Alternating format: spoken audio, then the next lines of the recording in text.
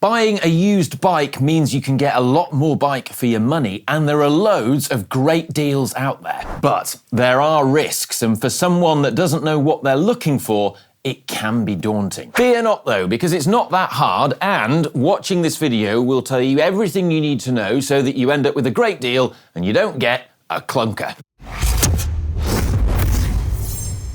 The first mistake to avoid is getting the wrong size. Now, sure, that fancy Pinarello F that's going used for $300 sure seems tempting, but it's going to be useless to you if it's the wrong size. This sounds obvious, but trust me, I have seen so many people who get the wrong size bike because it was such an attractive deal. You don't want a bike that's too big and you don't want one that's too small. The best thing to do is to work out the size that you need and then refine your search. Now, the best way to do that is to get a bike fit. Now, typically you can get a bike fit for around 100 to 200 pounds, euros or dollars. Now, it's worth it, in my opinion, if your budget stretches to that.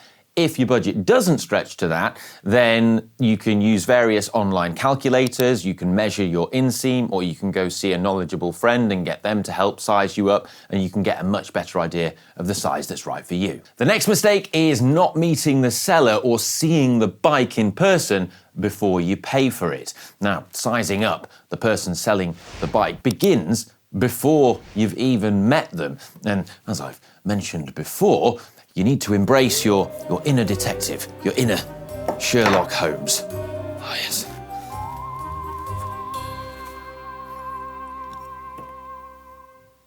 There's a good chance that if they're actually a cyclist, you'll be able to find some information about them on Strava too, especially if their profile is public. And this is useful because, well, it can often give you an idea of how many miles a bike has done. In the same way, if you were buying a car, you'd want to know how many miles it's done before you buy it. It's useful information.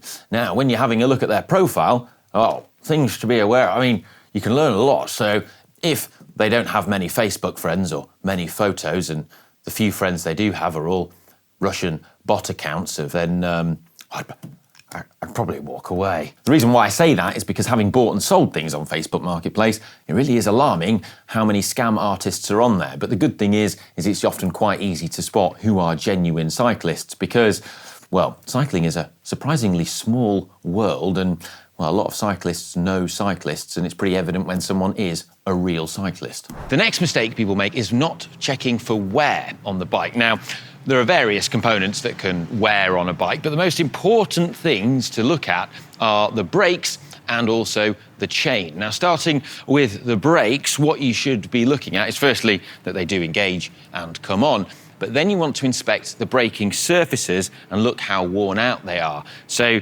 with the pads, then they're fairly cheap to replace. However, the actual braking surfaces on rims, if you're on a rim brake bike, are a lot more expensive, as it will mean the whole wheel will need replacing. Fortunately, there are wear hole indicators on the rim, and you're looking for a rim that doesn't have a concave shape on the profile, because that means that all the material has been worn away.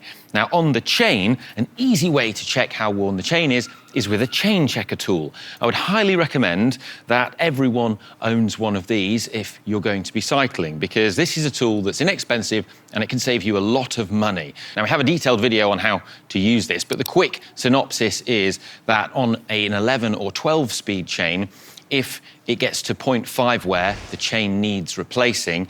If it gets beyond 0.5 wear, then there's a very good chance that the cassette has worn out because the chain was too worn out, and possibly the chain rings too. And this could be a hefty bill for you, as it will result in suboptimal shifting and also the chain skipping as you ride along.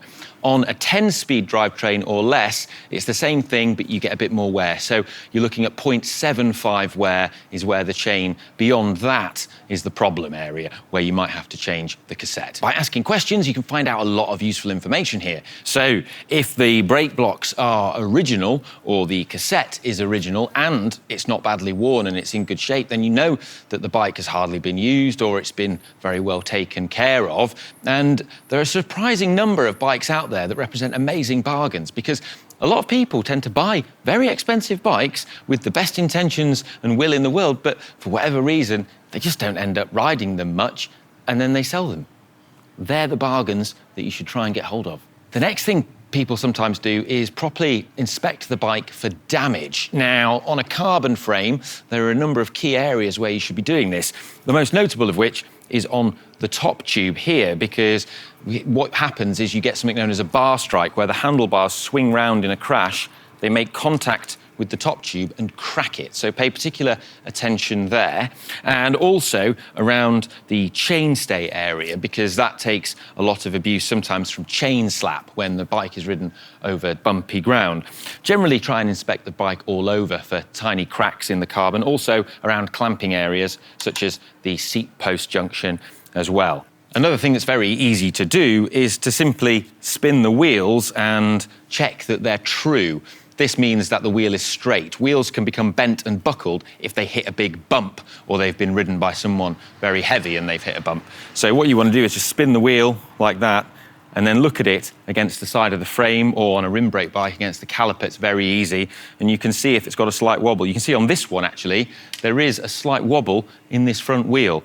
Now, it's not the end of the world. A wheel that's gone out of true can be re-trued and straightened back by a mechanic in a shop, or you can do it yourself. We have videos explaining how to do that, and it's not something too expensive to repair, but it is something that you can flag to the seller to potentially get some money off. And once again, ask questions. Ask the seller if the bike has been crashed and or repaired.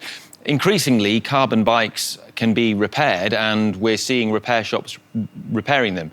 This isn't something that I'm too worried about. I've ridden repaired bikes myself in the past, and I have confidence in the people repairing them.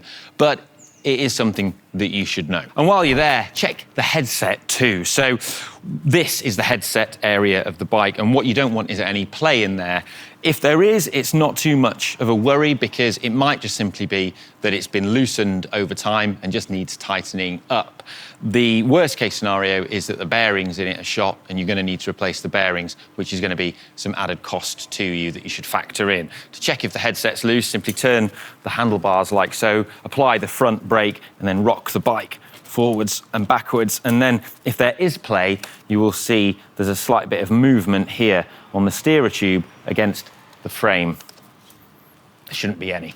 The next mistake is not test riding it. Now, this doesn't need to be an epic ride. Just a little spin round a car park or down the road from where you're picking it up from is absolutely fine. Also gives you a good opportunity to check that the seat post isn't seized as you sneakily adjust it to your desired height. When you ride it, make sure you get out of the saddle and stamp on the pedals. Listen for sounds of creaking, particularly in the bottom bracket. It may mean that the bottom bracket bearings need replacing.